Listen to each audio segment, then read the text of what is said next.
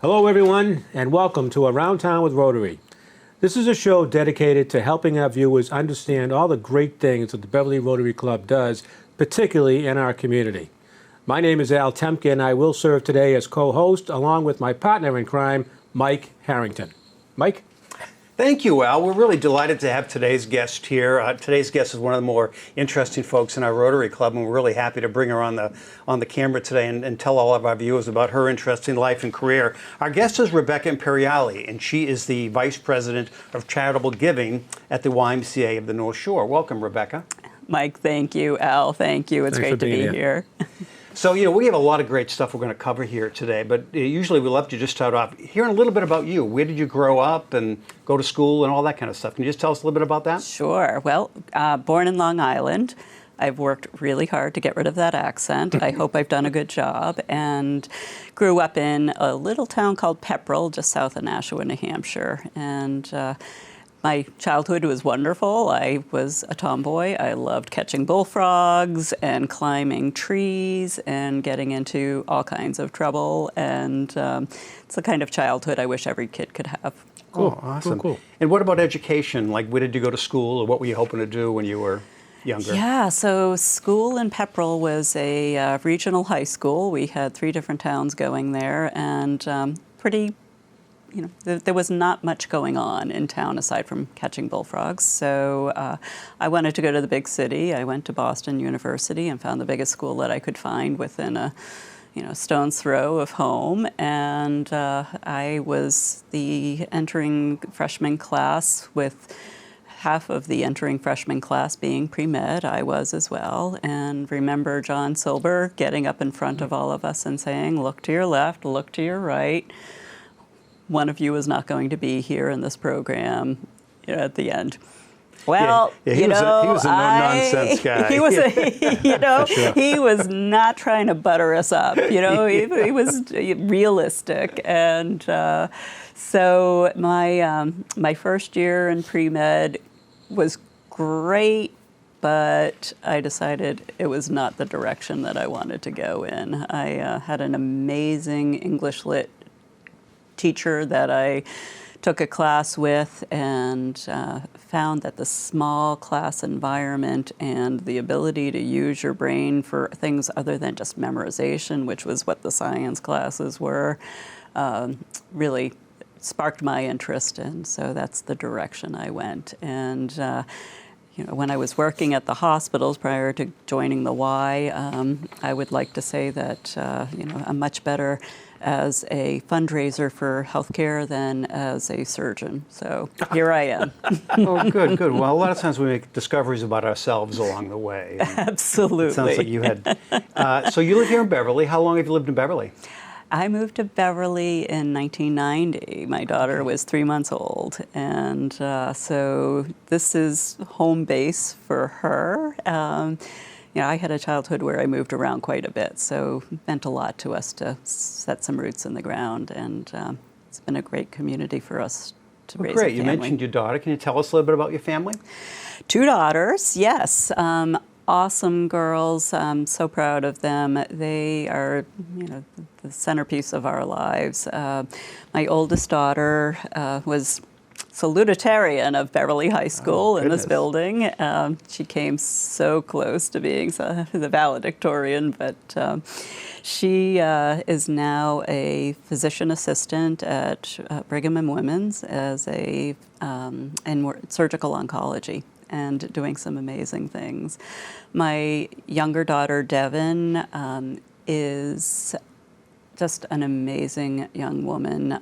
She's struggled with a lot of healthcare issues over time, and she's done an amazing job of being strong and carving out her own path. And I couldn't be prouder of both of them. They're amazing. Terrific. Yeah.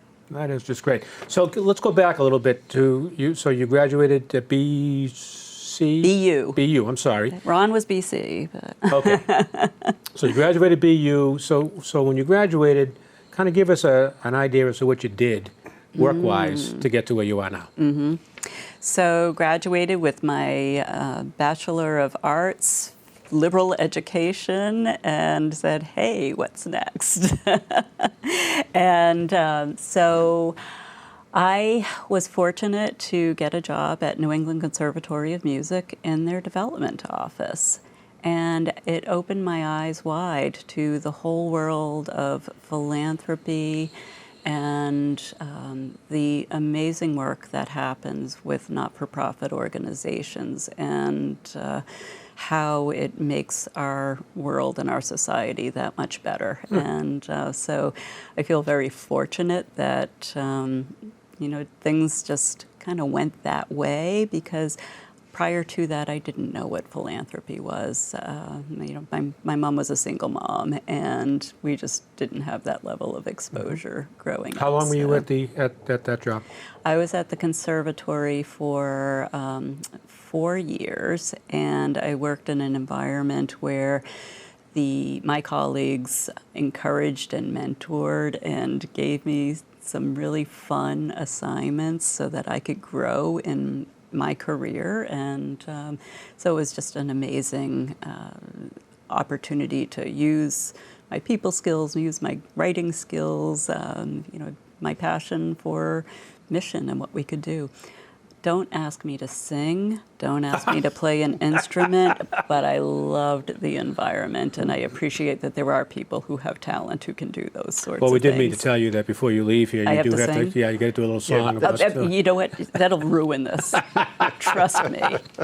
Trust me. So after the conservatory, you went to? I worked for a few different organizations. I worked for the Museum of Science in Boston. I worked for a organization that supports families. I think the term is houseless families, but it was one of those innovative programs at the time that looked holistically about not just providing a shelter environment, but what are those wraparound services that are so essential. And met some really cool people. I remember one day in working after hours at Shelter. It was Shelter Inc. at the time. It's called Heading Home now. But Jim Manzi, who was the founder of Lotus, called. I was awestruck. Jim Manzi's on the phone with me. He's, hey, my daughter's doing this project. She wants to do some fundraising. Anything for you, Jim. Of course. You're not going to say no to him, right? It's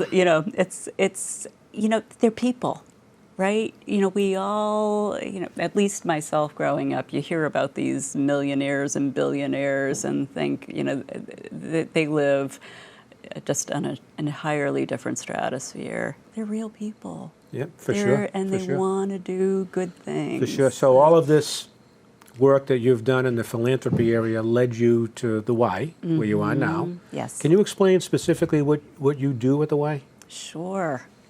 I build relationships with people. And so part of my charge in coming in is to make sure that people know about the good work of the Y. Many people are familiar with the Y as a place where they go to work out, and there's this sense of health and wellness at the Y. I knew of the Y's mission through my work at the hospital. I was at Beverly and Addison Gilbert hospitals for 15 years, heading their charitable giving program before coming to the Y. And so the Y was a big partner with the hospitals in the hospitals were more reactive. Somebody's sick, we've got to get them better. The Y is more preventative of what can we do to keep people healthy and out of hospitals. So it's a really nice synergy of nonprofit organizations coming together for the benefit of our community. And so I got to appreciate some of what the Y does. But coming in, I've been there since September of 2023 now, so I'm on 10 months in. It's just mind-boggling, the impact that the Y has in our community. It really is amazing. Yep. It's, I talked a lot about social safety nets when I was at Shelter Inc. and homeless people, and the kind of work that needs to go into helping people to break out of a cycle of poverty and to lead full and engaged lives. And the Y lives and breathes that, not just for one segment of the population, but it's so embedded in the community and knows what our communities need to thrive. And its mission is to welcome all. There is a place for the Y for everybody. For sure. And it doesn't matter if you have no job, no income, or you are uber wealthy. You can be in the gym, you can be playing basketball, you can be at camp, and you have that ability. And the Y prioritizes when they bring people in. It's those people who are most needy. It does, but that also comes with great leadership. I mean, Jack Meany for so many years did such an amazing job in running the Y. Now Chris is doing an even more amazing job, or at least I should say an amazing job as Jack did. I mean, that's just great leadership. They are iconic. Absolutely. They are iconic. You know, it's a gift to be able to work with people like that. Good for you. Good for you. It's great fun. That's awesome. So obviously you feel very strongly about philanthropy, and I think your thought process is it doesn't necessarily have to be all wealthy people. Let's talk about how the average person can maybe, give back in different ways or get involved. Yeah. So philanthropy, the Greek definition is love of humanity. And so philanthropy is each of us finding a way to make the world a better place for everybody. And that looks and feels different. You might have a passion in housing, or you might have a passion for food security, or any number of other things. So we all have those ways that we choose to make a difference. And the beauty of philanthropy is you don't have to have deep pockets to make that difference. There's that allegory of the beach filled with starfish, and somebody picks up one and tosses it back in. What kind of difference are you going to make? For that one, I made a difference. Right. And I'll share with you, when I was at BU, I had a philanthropy, I would call it a philanthropy experience that stood out in my mind. And I traveled the Green Line a lot as a student, and was at the Park Street station. And it was around Christmas time, and there was a person who appeared to be homeless, who was just standing there, lost amongst a lot of people, and people were giving him a wide berth. We made eye contact, and I went over and said hello, and we had a connection. And he dug into his pocket. He was so grateful to have somebody to talk to who acknowledged his humanity. He dug into his pocket, pulled out some change, and gave it to me. Wow. It's that kind of moment where he wanted to give back in some way. And he certainly needed the money more than I did, but it was just profound. A little bit of smile and eye contact, and reaching out can go a long way. Yeah, and so philanthropy to me is, we have to raise money financially to accomplish our mission, and those dollars help, but people can give in lots of different ways too. Rebecca, let me just interrupt you for just 1 second. We're going to take a short video here so you can learn a little bit more about what the great work of the Beverly Rotary Club. We'll be right back. We raise a lot of money for Beverly organizations. And they bought us our refrigerated van. They made a significant contribution to the restoration of Ellis Square. They helped us house a family experiencing homelessness. They bought us our bookmobile. They were actually the first ones to donate instruments to the high school band. They bought oxygen masks for our rescue dogs. They help buy our school bus. They fund the annual Brad Gage Ice Cream Social at Lynch Park every summer, and they even scoop the ice cream. Since 2014, they've supported the Cabot, funding preservation of this historic gem. They helped to fund the Council on Aging van. They were a major donor to our new infant-toddler playground. They bought an emergency generator for Harbor Lighthouse. We funded and built the gazebo. And we've got a green thumb. A lot of green thumbs. A lot of green thumbs.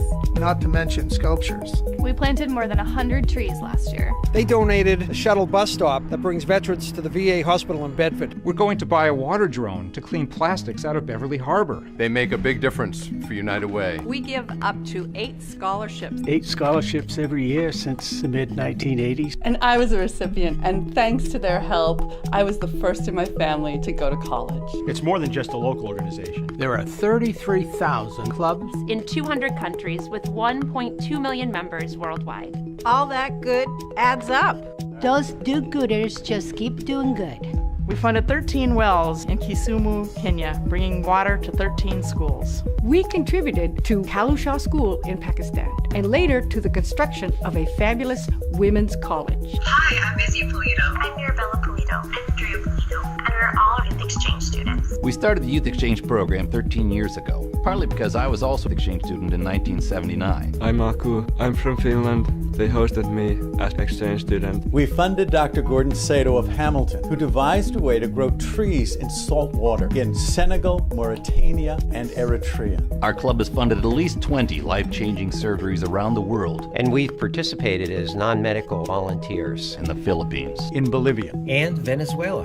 And remember, since launching the Polio Plus campaign over 30 years ago, the number of polio cases worldwide has dropped 99%. In 2019, clubs in the district joined the Polar Plunge to eradicate polio. The clubs raised $90,000. Can we get back to Beverly, please? Over the past 10 years, we've raised, probably about $100,000. Try $400,000. Over the past 10 years, we've raised over $1 million.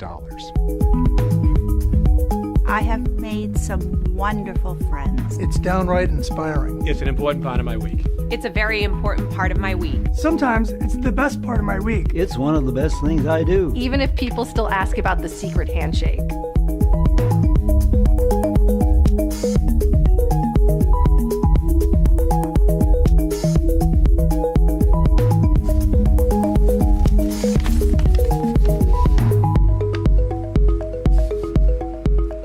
Welcome back, everybody. I hope you enjoyed the video. Now, you've had quite a few adventures, and getting to know you a little bit, I've heard some of this stuff of your worldwide activities. Can you kind of share with us a little bit about some of the things that you've gotten yourself involved with? Yeah. I like to stay active. Clearly. And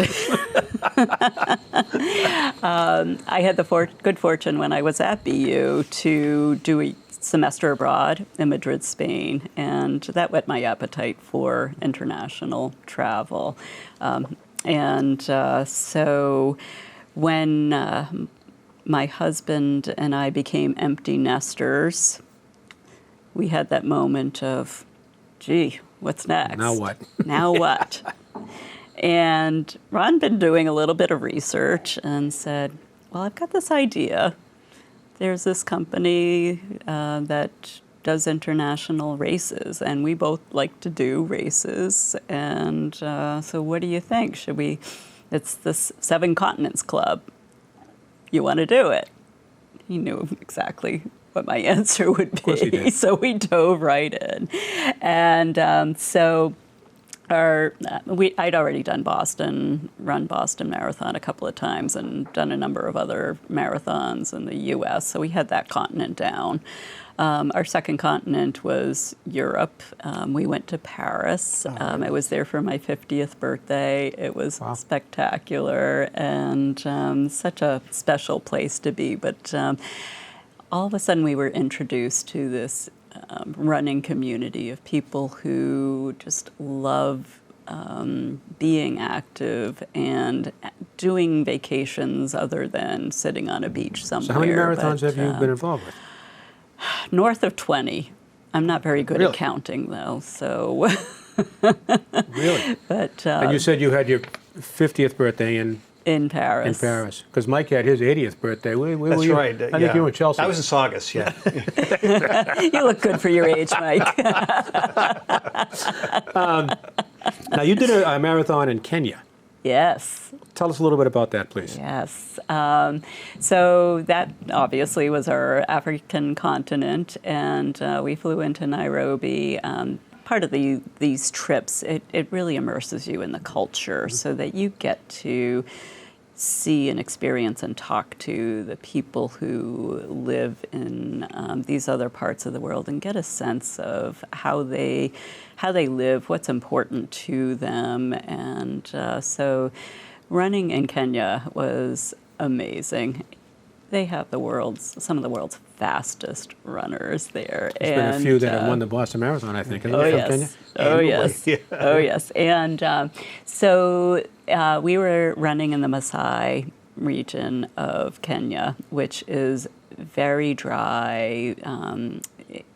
It's sandy. There's nomadic subsistence farming with people who raise cattle, and they live in bomas with acacia surrounding them so the lions don't eat their sheep while they're sleeping. And there's no running water. It's very different standards from what we have here in the U.S. And people are incredibly friendly, and they have a secondary school for girls, because often what happens in that part of the world is they get married at very young ages, 13 or 14 years old, and they don't continue their education. And so this marathon benefits that school, and we're able to do fundraising for it, and really, really special. So the marathon route was 2 loops. We had Kenyans running with us, including a number of the girls who go to the school there. And part of it is through a dry riverbed, and with sides that go 15 feet up. And so I'm close to finishing my first loop, and I am just about to start climbing out of the riverbed to, finish that first loop, and this super fast Kenyan starts running by me. I'm like, that's gonna be the winner. This is it. And he's flying, and I'm like, wow, I can't wait to finish and hear all about this. So, several hours later, I finally crossed the finish line, and so this guy's time, his finish time, was 1 hour and 59 minutes. My goodness. Wow. Well, nobody's ever run a marathon in under 2 hours. Wow. They figured out that he had cut off part of the course. Oh, yeah. Well, that happened in Boston pretty memorably. So the second runner to finish was an American. And the kicker is, the prize was a cow. Oh. They've never had to deal with an American having to take a cow home on a plane. Yeah, that would be a challenge. Yeah. So obviously, they donated it back to the village. Yeah, well, who would have thought that an American goes to Kenya and wins a marathon? I mean, Right. what's the likelihood of that? Isn't that awesome? Hey, we also heard that you climbed Mount Kilimanjaro. That sounds pretty crazy. Can you tell us about that? So all of these trips, you're in a plane for an awfully long time. I'm not going to purely just to run a marathon. I want to sort of have some more experience. And Kilimanjaro's, was a short flight next door to oh my gosh. Anyhow. Next door to Kenya? Kenya, yeah. Next door to Kenya. So when I was working at the Museum of Science, David Brashears had produced a Omni film on Kilimanjaro, and glaciers on top in the middle of Africa. How awesome is that? And the world's changing so quickly. Our globe environment is changing. Our climate is changing, and I wanted to get to the top of Kilimanjaro before those glaciers are gone. And so, Ron said, people die on that mountain. Are you sure you want to do this? Yeah. Ron's Let's a wise do man. this. Yes, he is. And you know what? They were pretty sketchy parts. Yeah, I bet. But we're so privileged here in the U.S. We were 4 hikers supported by a team of 21 people who carried the kitchen tent and kitchen gear, who carried a medical tent, who carried a bariatric chamber if any of us had altitude sickness. They helped carry our bags. I mean, we just had to walk up to the top of the mountain. But they did an outstanding job, and it was extraordinary to be up at the top of that and to touch the glacier, which actually has receded quite a bit, but still amazing. And I have a friend that did that many, many years ago, and on the way down, I believe, she lost her eyesight. It came back, but she actually lost her eyesight, and it had something to do with the altitude or something, or the air, I don't know. Yeah. Yeah. I felt good and my oxygen levels were good. They check it very frequently. Ron sat down when we were really close to the summit and he couldn't get up again. And he had to have oxygen administered, but then he was able to finish. And he was fine. And, what about this, something about driving on Easter Island or something? Yeah, so Rapa Nui, amazing, amazing place. That counted for South America. Continent. We ran a marathon in Rapa Nui with all of the Moai statues. Really amazing. Rapa Nui is built off.